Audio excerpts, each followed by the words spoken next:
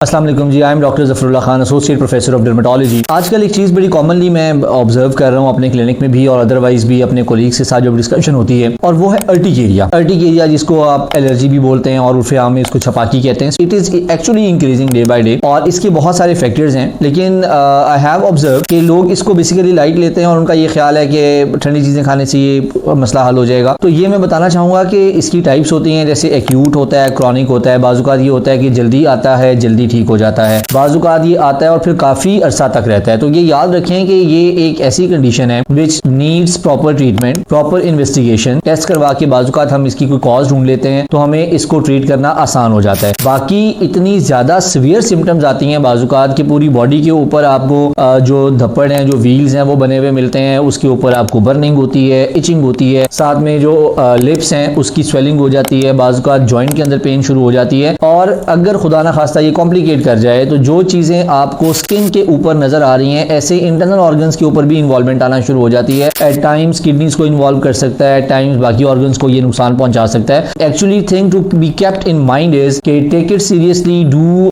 Visit your dermatologist if you find this, क्योंकि सिर्फ blindly जो एंटी एलर्जिक्स हैं उसको खाना ये कोई ज्यादा अक्लमंदी वाली बात नहीं है। Thank you very much, stay safe, Allah Hafiz.